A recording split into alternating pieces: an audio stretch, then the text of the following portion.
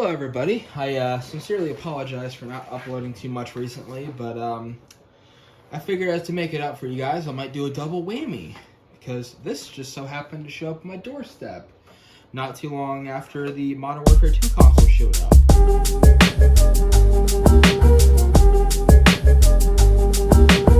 So these will be separate videos.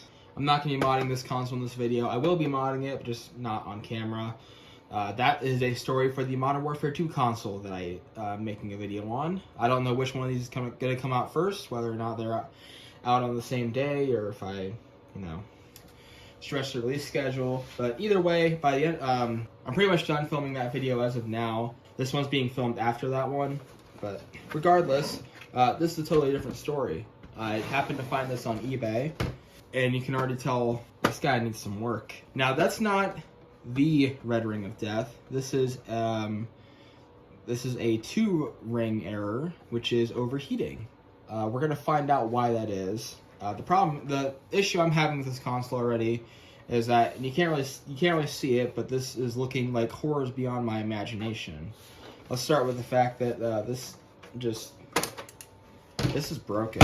Like, someone snapped those 2 clips up here that hold the thing on. And you can already see the warranty seal is, do I need to say anything? There's also quite a few scratches under here and on the DVD drive bezel and just around the shell. And this is better than it showed up, because when I first got it, and I haven't taken this fully apart yet, but I've taken it partially apart, because this clip was underneath the bottom section of the shell.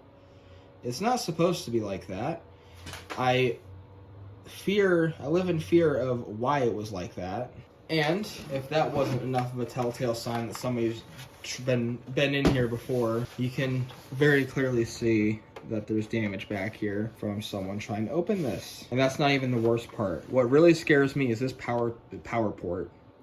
So this is a Zephyr console. It is a fixed Zephyr, and that's why I bought it. But it's a Zephyr board, and it's missing a few things in the power port that are supposed to be there that aren't there, likely because some dumbass was trying to plug this into a Jasper power supply. Well, we've already started. Might as well finish the job. Hard drive, these typically don't come with these consoles anymore, because jackasses on eBay are jackasses on eBay, and they seem to lose everything. So we will open this the same way that we opened the Modern Warfare 2 console, assuming, that video has come out first. Although, there's a good chance you've actually seen someone take one of these apart before. So I'm going to pull this rubber foot off of here. Luckily, these keep their stickiness pretty well. I seem to have forgotten that. This console, man. Who did this to you? Who did this? I am truly ashamed. Oh, this is not supposed to be bent like that. I find the plastic spudger works better when sticking it through here. This is, of course, if it wants to pop open. It's for your own good, I promise. That came off way too effortlessly. And we can see that we're missing clips. Now that should be the same side panel as... Ooh, look at that dust. Wash your hands after this. I believe those are the same side panels as the standard Elite console, because, besides the Halo 3-ness, it is kind of just an Elite. Except for the hard drive, which is only 20 gigabytes for some reason. I'm not entirely sure if I'm replacing those ones yet. So we're going to do this more properly this time. Where's my spudger? A proper technician has his preferred tools on hand.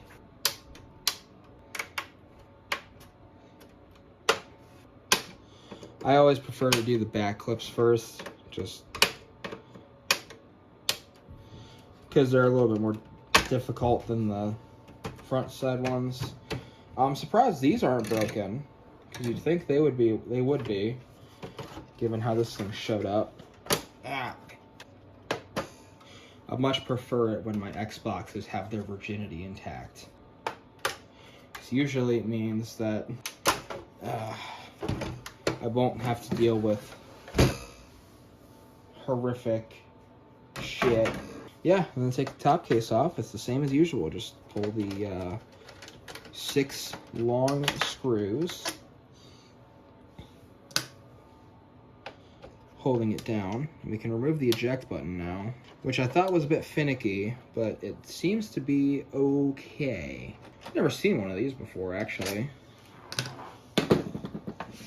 So we got the golden orangish bit, and it's in black. Typically, the Elite consoles have a chrome disc tray, much like the 360 Pros. All right, how bad is it? Reveal in 3, 2, 1. Oh shit. Whew.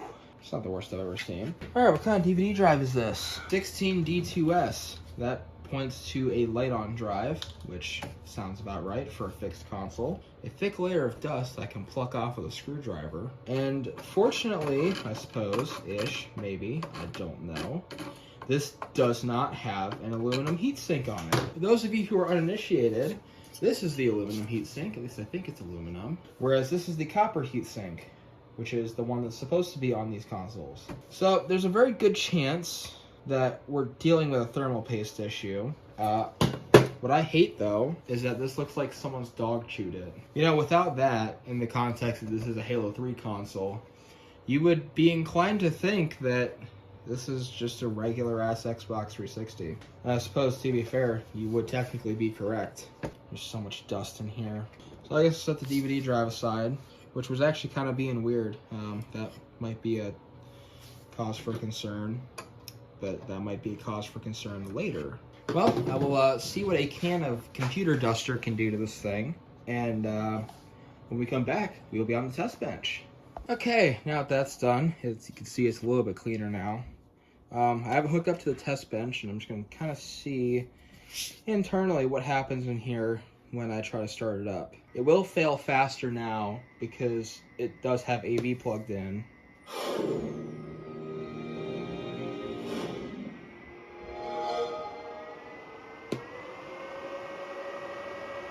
And you can see that just immediately. Okay, this is very, very cold, as if I never even started it.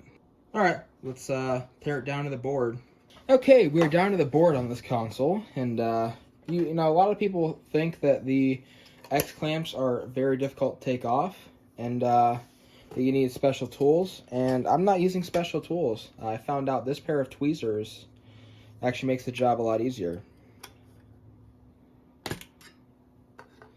Just kind of stick it between the, where it grips, squeeze, and then bam. Oh, I got lucky with this one. Yeah, that's not a good thing, actually. I'm going to just set that there. And that was the GPU heatsink. Oh boy, that's not coming off. Why? Why isn't this coming off?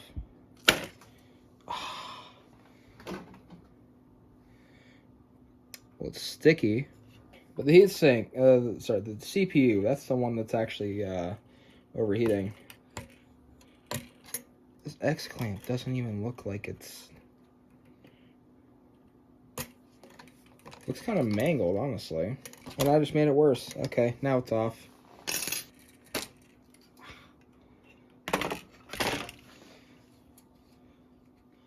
That's dirty as hell.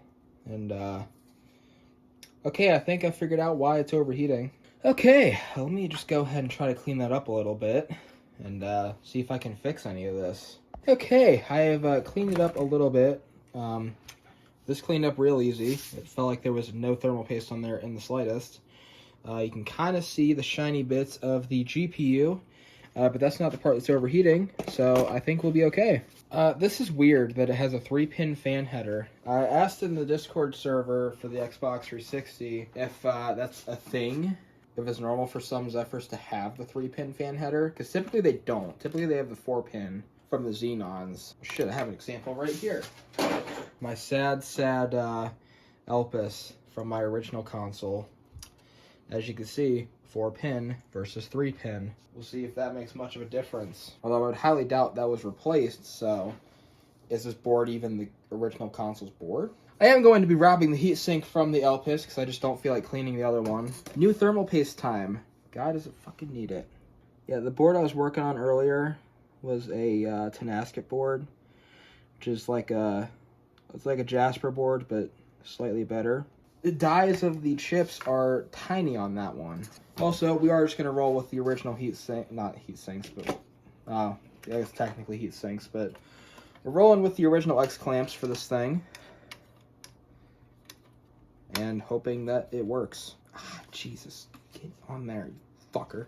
I hate reapplying these as much as I hate taking them off. Actually, I probably hate this more. Yeah, fuck it. I'm going to put the GPU on. Oh, fuck you. Okay, GPU heat sinks on. You have no excuse, CPU.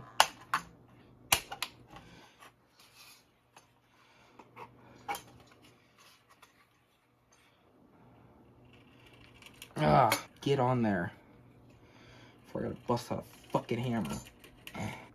Ah, didn't want to do that, but that's what I did. Now, did that fix it? And the way to find out is to test it. RF board. And since I have the extra ones here, a 3-pin fan.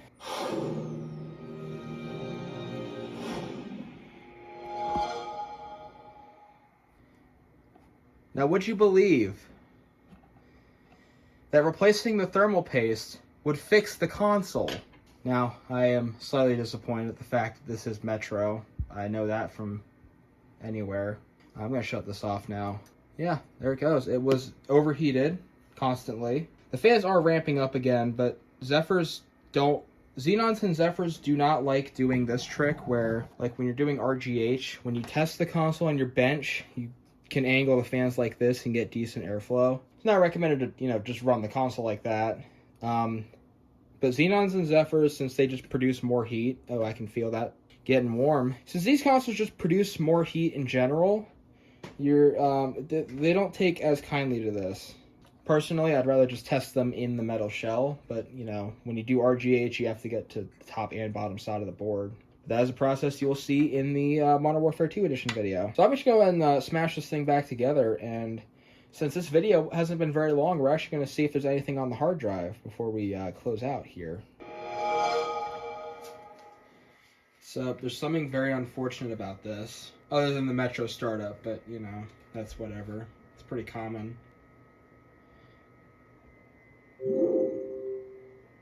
I do want to know why it takes so long to get into that. But, as you can see, no one's home. And, oh, can it even find the hard drive? No, it's that.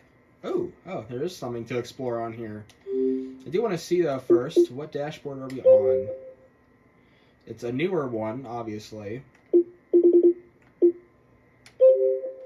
Turning this off right away, I fucking hate it.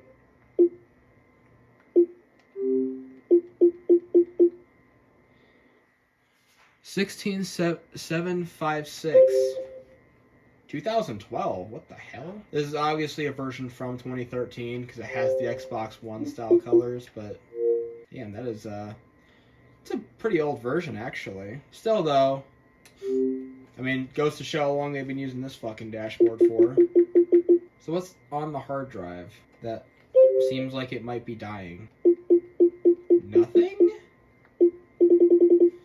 Are you sure about that?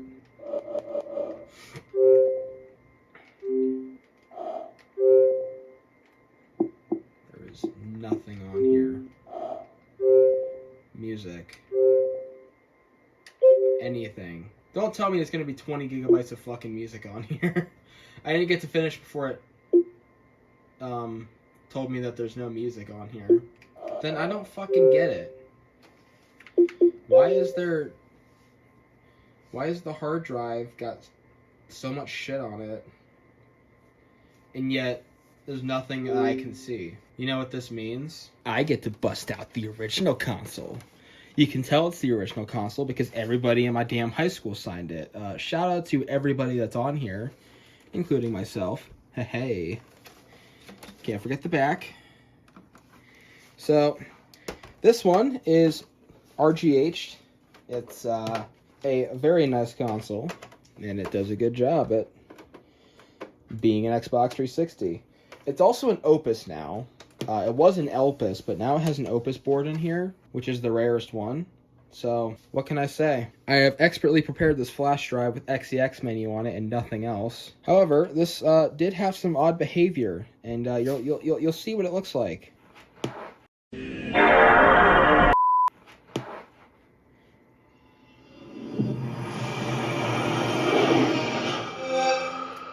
Now that's not the odd behavior. I literally just downgraded this console. Still takes a while to load up. That's also not the odd behavior. I have the avatar update on the flash drive.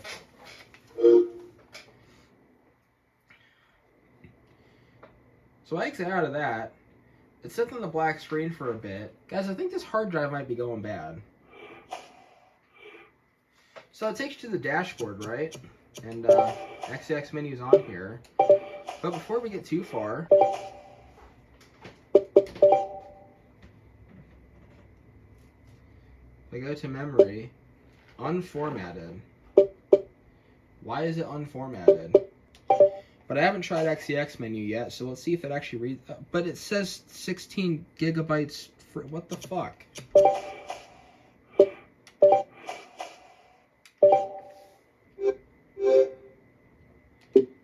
Don't care. So that would be the flash drive, hard drive.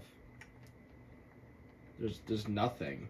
Okay, the OG Xbox partition's here. There's just nothing on the hard drive. So I will try one more thing. Instead of trying to be funny by using the NXE dashboard, I'll just go ahead and flash the current dashboard on here. Because with a modded console, you can just do that. Okay, we're booting up now. This is actually a newer dashboard than what's on the Halo 3. Still a little surprised by that one, honestly.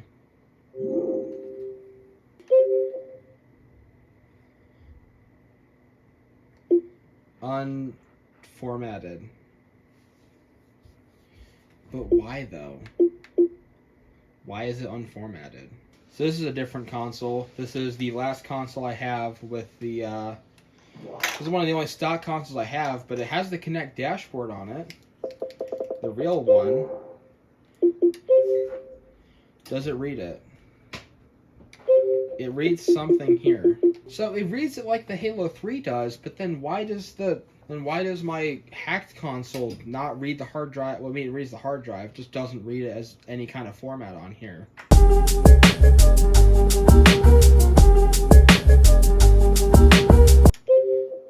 Well, since I don't know if anything is on this fucking hard drive, we're gonna try to format it. Okay, well, I have the serial number on hand, so I guess I can do that. There we go. And whatever might have been on there is no longer there. So, just try this. Let's see. If I turn the console back on, does it start any faster?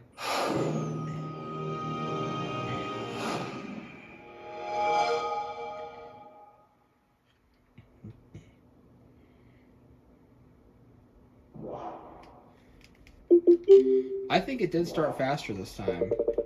So there must have been something like really corrupted on here. But it's working now, I guess, even though there's nothing on the hard drive. Odd. And I guess so technically all the dashboards are represented in this video, because I can. Here we have the Blades console, and this one's modded too, so yeah, now it's reading just fine. It doesn't say it's corrupted. So, I guess the hard drive's good. It's only a 20 gigabyte drive, but it's something. Anyways, thank you all so much for watching this video, and I will see you in whatever video you watch next. Have a good one.